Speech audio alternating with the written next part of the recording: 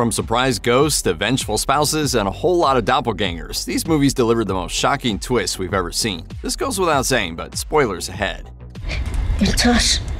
2 years after terrifying audiences with Get Out, Jordan Peele frightened everyone again with Us, a freakish horror film with a genuinely shocking ending. The film opens in 1986 when a young Adelaide Thomas wanders into a hall of mirrors and meets her diabolical doppelganger. Flash forward a couple of decades, and adult Adelaide is confronting her evil twin yet again. Only this time, the doppelganger, known as Red, has brought an army of scissor-wielding clones up from their underground lair, with each assigned to kill their real-world counterpart. Throughout the film, Adelaide and her family manage to outwit and defeat their doubles, and in the climactic sequence, our hero finally confronts her twisted doppelganger. But in a stunning flashback, we suddenly realize we might be rooting for the wrong person. As it turns out, Adelaide is actually the grinning doppelganger from the opening scene. When she encountered the real Adelaide in the funhouse, she strangled the girl unconscious, dragged her into an underworld of mute monsters, and then took the real Adelaide's place. So Adelaide is really Red, and Red is the real Adelaide. And this whole creepy scheme has been about getting revenge for having her life taken away. Ultimately, the twist works as commentary on issues like privilege and nature versus nurture. But in the moment, all you can really think about is picking your jaw up off the floor.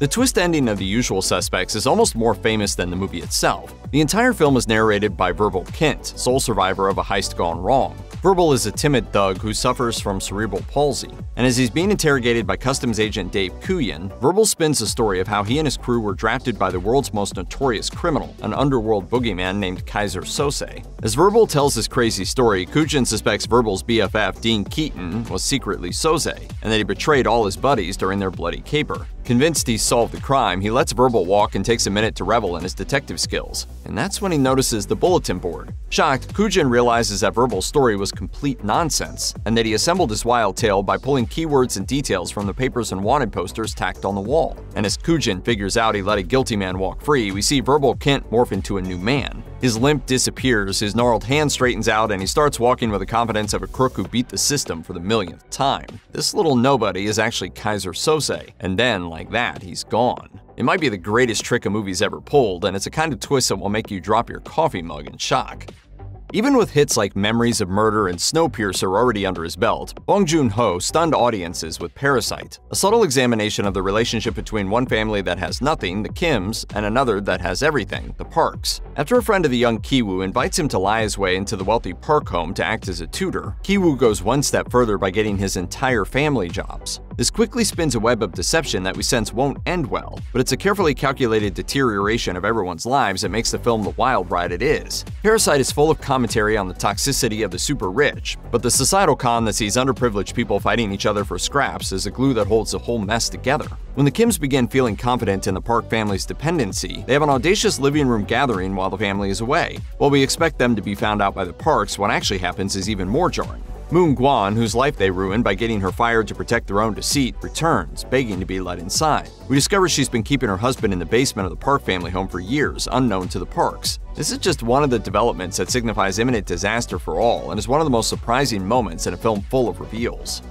Marion Crane yearns to settle down with her boyfriend Sam, but his debts are preventing them from finding happiness together. Stealing the money he needs from her job and going on the lam, she's forced to take overnight refuge at the isolated Bates Motel. There she meets what she assumes to be an overall harmless weirdo named Norman Bates, who shows her to her room. Sadly, Marion has caught the attention of his mother, Norma. Marion will never leave the hotel, while Norman is forced to cover for his mother's crimes. Psycho is easily one of director Alfred Hitchcock's most notorious thrillers, and even decades later, it's easy to see why. Though best remembered for its more shocking scenes, those only succeed due to the incredible tension building of the quieter moments. Sure, it's terrifying that women are going missing at this mysterious hotel on a lonely highway, but relaxed moments where Norman Bates casually explains his interest in taxidermy are arguably more frightening, if only in retrospect. Still, Psycho has two major twists, with the first being the surprise death of Marion, the film's point of view character, within the first half hour. Additionally, the reveal that Norman's mother has been dead all along and that Norman is channeling her in his own mind is still scary today.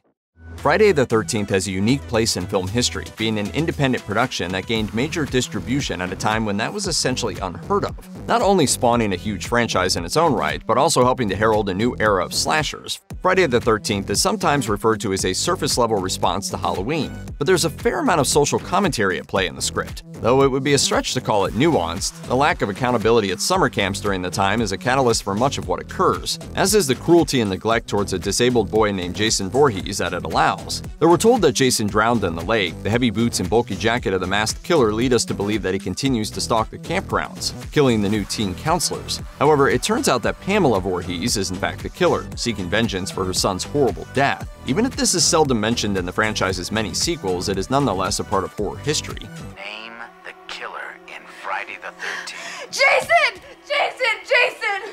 I'm sorry. That's the wrong answer. Years down the line, this twist is used as a gotcha in the opening sequence of Scream, in which the doomed Casey Becker desperately insists that the killer in Friday the 13th was Jason, only to be rudely corrected that it was in fact Mrs. Voorhees in the first film.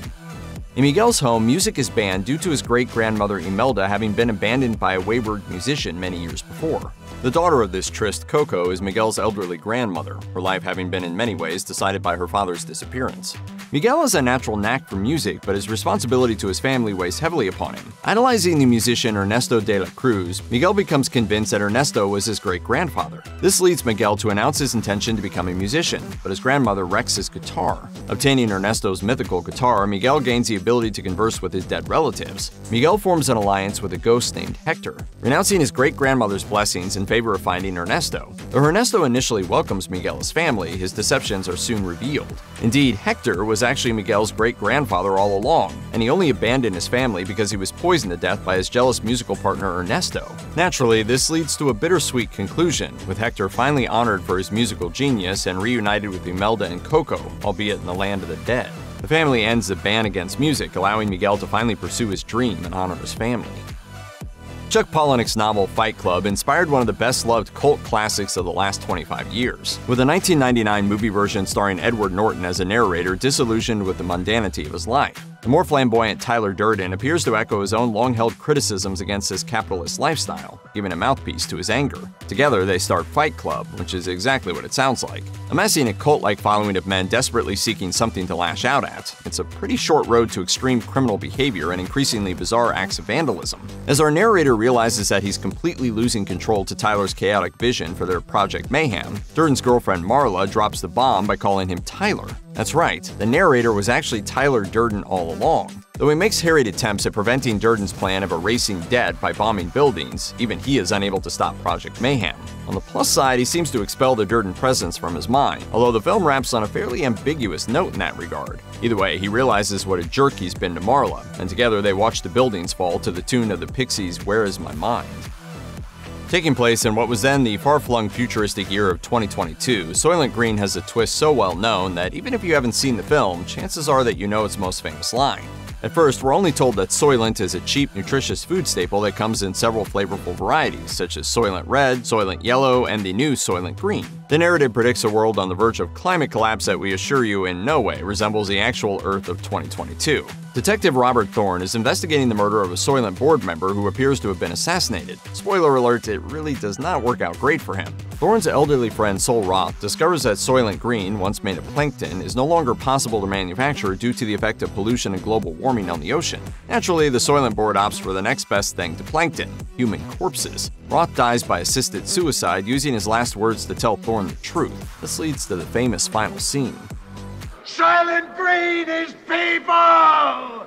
It's easy to take for granted what a huge deal Saw was for horror fans when it was first released. This is due in no small part to the twist ending, but the setup is where all the magic happens. It opens on a photographer named Adam and a doctor named Gordon, each chained to pipes in a room with a dead body lying face down between them. Each has a micro cassette in their pockets, with Adam's urging him to survive while Gordon's orders him to kill Adam by 6 o'clock. This leads Gordon to realize that they are in the hands of the so-called Jigsaw Killer, known for kidnapping victims and forcing them to participate in elaborate games. It turns out that Gordon is a major suspect in the Jigsaw case, having attracted the attention of Detective Tapp, who sent Adam to spy on him. This leads to a series of reveals that has the audience believing that just about every character in the film could possibly be the real Jigsaw at one point or another. Ultimately, a desperate Gordon frees himself, but only by sawing off his own foot. This in turn comes with the realization that they got everything about Jigsaw's true identity wrong. Adam looks on in horror as the corpse on the floor rises to its feet, revealing himself to be Gordon's patient, John Kramer, the real Jigsaw.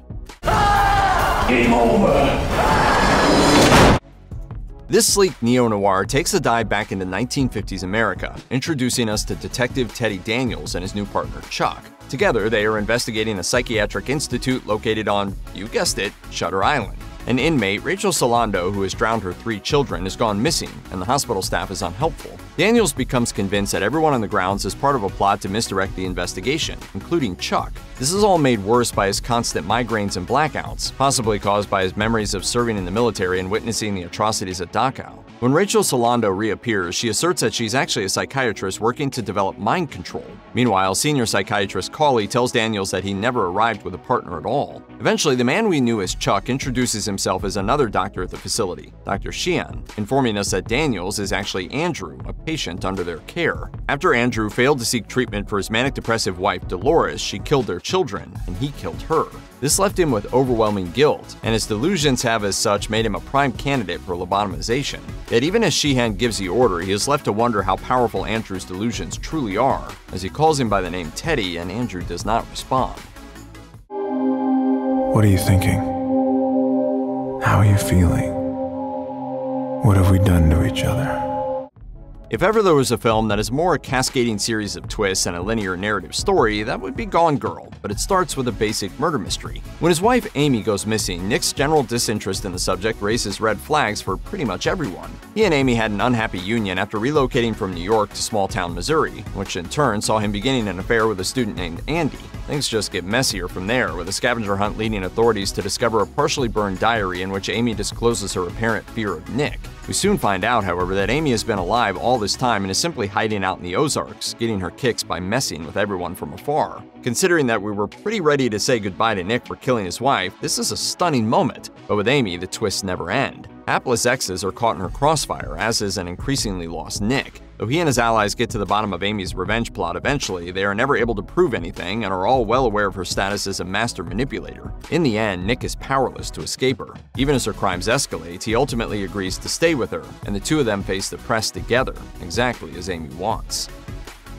Barbarian writer and director Zach Krieger apparently loves twists so much that he decided to make a whole movie of them. The story begins with the nightmare scenario of hero Tess showing up to an Airbnb only to discover that a stranger named Keith is already staying there. This makes it seem like we're in for a fairly straightforward horror movie, yet the danger that Keith might pose goes on the back burner as Tess discovers a literal torture dungeon downstairs. When Keith is brutally killed by a naked, screaming woman covered in grime, it's clear that Barbarian is not going to follow the story we expect it to. The story flips over to the homeowner, an actor named AJ, whose career is derailed when his co-star comes forward with sexual assault allegations. Though he denies this, it's clear that he did something very wrong. Returning to his property in hopes of rebuilding, he comically fails to see the danger he's in and ends up trapped in the basement with Tess. Taking a trip back in time, we see that the standard stoic conservative man who previously owned the house still lives in the tunnels below. He spent decades dragging women into the basement to torture them, with a naked woman being his offspring. There are actually still more twists to this film, but we're running out of breath, so we'll just say that Barbarian is a great reason to skip the apps and book a hotel room.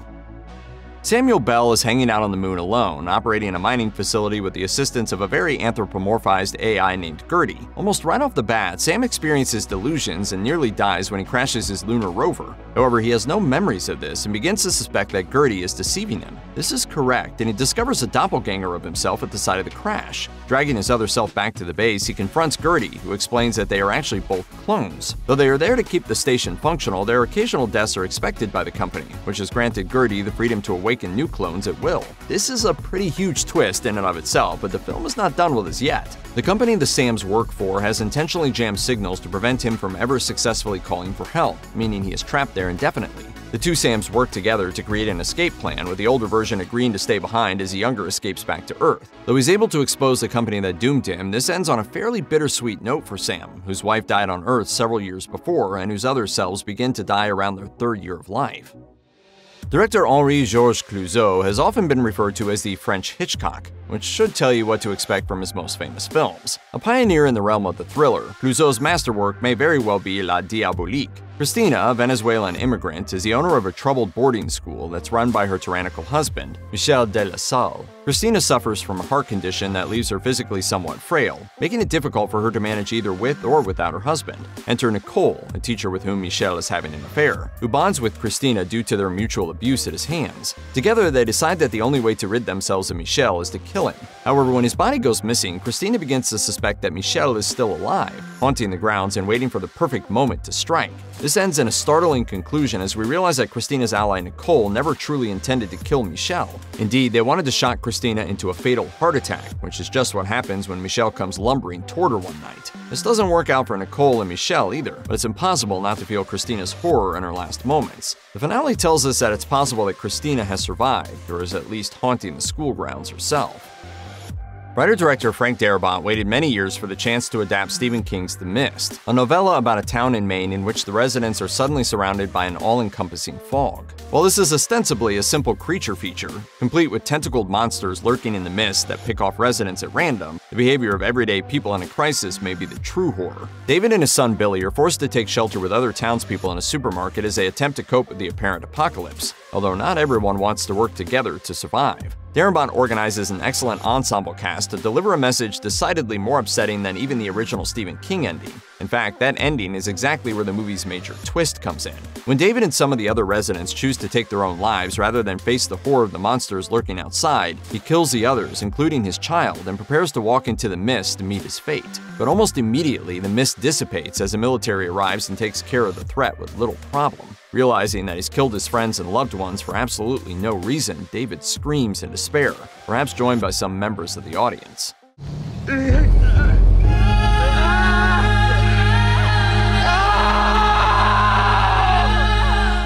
M. Night Shyamalan is well known for his twists, from The Sixth Sense to The Village and beyond. One of his most precisely delivered shocks is in the film Unbreakable, which introduces us to a take on superheroes entrenched in day-to-day realism.